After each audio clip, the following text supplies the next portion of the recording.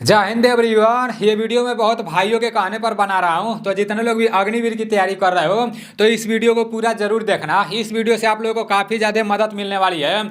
इस वीडियो में मैं आप लोगों को ये बताने वाला हूँ कि जो अग्निवीर सेकेंड बैच का भर्ती चल रहा है, देखो काफ़ी जगह का भर्ती हो चुका है, वहाँ का दौड़ भी हो चुका है और मेडिकल भी हो चुका है, लेकिन कुछ जगह का भर्ती बाकी है। तो इस महीने में पूरा का पूरा भर्ती समाप्त हो जाएगा, ठीक है ना।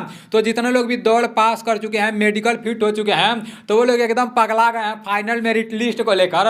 वो लोग यूट्यूब पर बार बार सर्च मार रहे हैं कि इस बार अग्निवीर का फाइनल मेरिट लिस्ट कितना तक जा सकता है।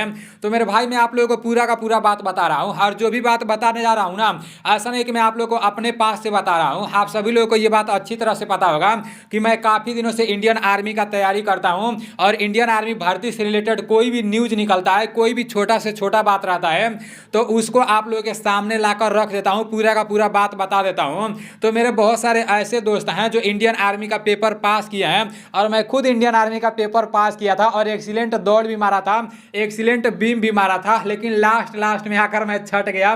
डॉक्यूमेंट वेरिफिकेशन में मैं आकर छट गया।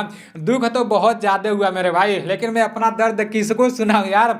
मैं जिसको भी अपना दर्द सुनाता हूँ ना, तो वो बंदा हमसे ज़्यादा अपना दर्द सुनाने लगता है।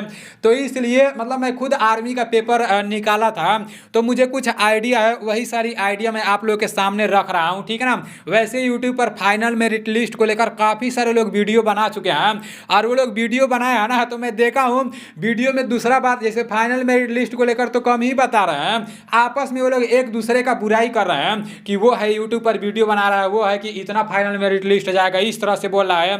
वो यूट्यूबर है कि इतना फाइनल मेरिट लिस्ट जाएगा, इस तरह से बोला है।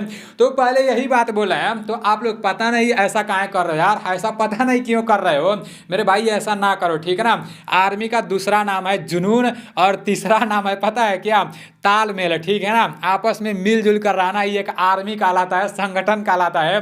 तो दूसरे का बुराई ना करो, आप खुद सर्च करो, देखो, उसके बाद से वीडियो बनाओ, ठीक है ना। आप लोग देखे होंगे मैं किसी के बारे में जल्दी बुरा नहीं बोलता हूँ।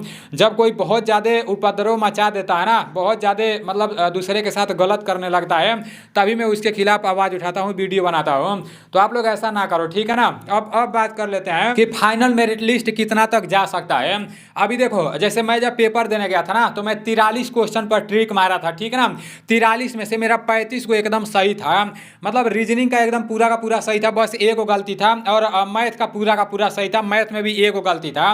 और जितने लोग भी अग्निवीर का पेपर देने गए थे ना, सभी के साथ ऐसा ही हुआ है। जो जीके जीएस का लेवल आया था ना, वो लेवल थोड़ा हार्ड आया था, लेकिन जो मैथ का और रीजनिंग का था ना, तो सब लोग पूरा का पूरा मैथ कर दिए थे और रीजनिंग कर दिए थे। तो मैथ रीजनिंग मतलब जीडी में, ट्रेडमैन में और डब्ल्यूएमपी में, यही मैं बता रहा हूँ, ठीक है ना। मतलब 20 को आता है, 15 को मैथ आता है और 5 को रीजनिंग आता है। तो ये 20 मतलब कुछ लोग 20 में से 20 कर दिए थे, और कुछ लोग 18 किए थे, कुछ लोग 19 किए थे। मैं भी 18 किया था। मैथ में मेरा एक गलती था, तो उसको मैं छोड़ दिया, मुझे नहीं आ रहा था, और रीजनिंग में मुझे एक नहीं आ रहा था, टाइम नहीं था, तो उसको मैं छोड़ दिया था, ठीक है ना। तो 18 को मैं भी किया था, और जितने लोग भी अग्निवीर का पेपर देने गए थे, सबका मैथ और रीजनिंग का यही स्कोर था, जीडी, ट्रेडमैन और डब्ल्यूएमपी का, ठीक है ना। अब बात कर लेते हैं जीके जीएस का। तो जीके में काफी ज्यादा करंट अफेयर्स का प्रश्न डाल दिया था, और किसी को यह नहीं पता था कि करंट अफेयर्स के प्रश्न ज्यादा पूछे जाएंगे, तो काफी सारे लोग जीके में तुक्का मारे हैं। अब भले से कोई कह रहा है कि मेरा 40 प्रश्न सही है, 45 प्रश्न सही है, लेकिन हकीकत बताऊं ना, तो 45 प्रश्न किसी का सही हो ही नहीं सकता है। अब ये नहीं बोलना ना कि कैसे ऐसे बोल सकते हो। मुझे पता है मेरे भाई, मेरे संपर्क में मतलब कई हजारों, कई लाखों लोग जुड़े हुए हैं, लेकिन कई हजारों लोगों से बात होता है, जिनसे भी बात होता है ना, वो यही बात बोलते हैं कि मेरे भाई मतलब 35 प्रश्न सही होगा, 33 प्रश्न सही होगा, और कुछ तुक्का मार दिया है।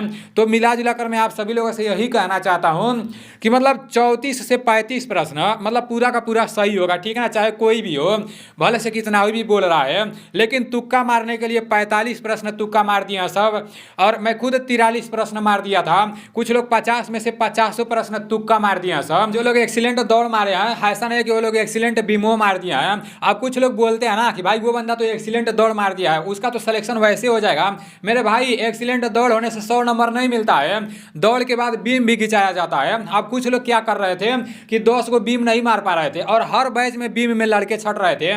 कोई भाई 9 को बीम मार पा रहा था, कोई भाई 8 को बीम मार पा रहा था और कोई 7 को बीम मारकर उस पर लटक जा रहा था। तो ऐसा कुछ मैटर था अंदर, ठीक है ना। तो ऐसा नहीं कि जो एक्सीलेंट दौड़ मारा है ना तो वो पूरा 10 को बीम वो मार दिया है। अब जो एक्सीलेंट दौड़ मारेगा और 10 को पूरा बीम मारेगा उसी को पूरा का पूरा 100 नंबर मिलेगा, ठीक है ना।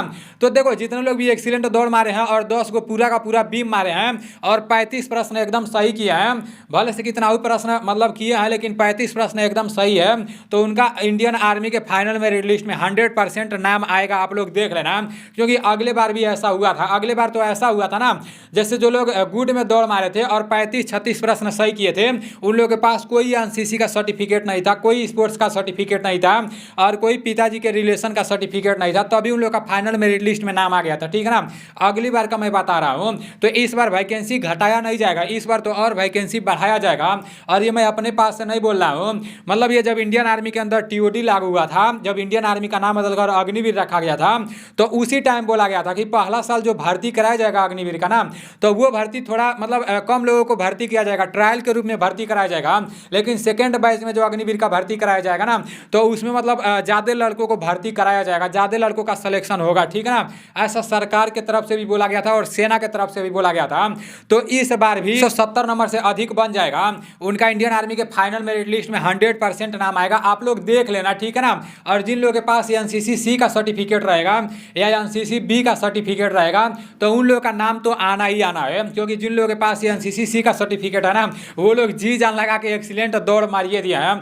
अगर आप एक्सीलेंट दौड़ मारे हो और आपके पास एनसीसी सी का सर्टिफिकेट है तो अपना बॉडी बचा कर रखो, ठीक है ना, अपना शरीर बचा कर रखो, एक कंबल में ओढ़कर आराम से सोया करो, ठीक है ना। 1 अप्रैल से आप लोग को ट्रेनिंग में जाना है। और जिन लोगों के पास एनसीसी बी का सर्टिफिकेट है, एक्सीलेंट दौड़ मारे हैं, तो उन लोगों को भी ट्रेनिंग में जाना है, अपना शरीर बचा कर रखो, ठीक है ना। 1 अप्रैल से ट्रेनिंग में जाना है। और जो लोग गुड में दौड़ मारे हैं उन लोगों के पास भी एनसीसी सी का सर्टिफिकेट है, तो उन लोगों का भी सिलेक्शन होने का चांस है, ठीक है ना। और जिन लोगों के पास कोई भी एनसीसी का सर्टिफिकेट नहीं है तो उन लोगों को भी घबराने का जरूरत नहीं है मेरे भाई। आप लोग भी जैसे अगर एक्सीलेंट दौड़ मारे हो और 35 प्रश्न सही है तो आपका सिलेक्शन होगा। आप लोग देख लेना, इस बार ज्यादा लड़कों को भर्ती किया जाएगा। और मैं अभी भी कोई डाउट बचा होगा तो आप लोग कमेंट करके पूछ सकते हो, मैं उस डाउट को क्लियर करने का कोशिश करूंगा, ठीक है ना। क्योंकि मेरा तो मैं क्या बताऊं मेरे भाई, 2-3 दिन तो मैं इतना ज़्यादा डिप्रेशन में चला गया था ना, मुझे समझ में ही नहीं आ रहा था कि मैं करूं तो करूं क्या। अभी यूपी पुलिस का पेपर भी इतना आसानी से नहीं निकलेगा, तो अपना पढ़ाई जारी है और आप लोगों को पढ़ाना भी जारी है। अभी ये जो सामने आप लोगों को दिख रहा है ना, यहाँ पर जब डिजिटल बोर्ड आ जाएगा, जब सामने से मैं आप लोगों को पढ़ाऊंगा ना, तो मुझे अपने आप पर भरोसा है कि मैं आप लोगों को जो कुछ भी बताऊंगा उसको याद भी करा दूंगा। और मैं आप लोगों के सामने जो कुछ भी लेकर आऊंगा ना तो उस तरह से नहीं लेकर आऊंगा, मैं पूरा का पूरा छानबीन करूंगा कि हाँ ये प्रश्न पूछा जाएगा कि नहीं, पहले कभी पूछा गया था कि नहीं, तो उस टाइप के प्रश्न मैं आप लोगों के सामने लेकर आऊंगा। तो आप लोग भगवान से प्रार्थना करो कि यहाँ पर डिजिटल बोर्ड आ जाए। डिजिटल बोर्ड तो बड़ा महंगा मिलता है, अभी तो नहीं आ पाएगा, लेकिन जैसे ही मेरे पास पैसे होंगे तो मैं यहाँ पर डिजिटल बोर्ड ला दूंगा, ठीक है ना। घर से भी मैं पैसा नहीं मांग सकता हूँ क्योंकि मेरे पिताजी घर ही पर रहते हैं। तो जो कुछ भी करना है अपने दम पर करना है, ठीक है ना। चलो ठीक है, अगर मैं फौजी नहीं बन पाऊंगा ना तो मैं फौजी बनाऊंगा, लेकिन इसको मैं छोड़ूंगा नहीं। मिलते हैं अगले वीडियो में। जय हिंद, वंदे मातरम।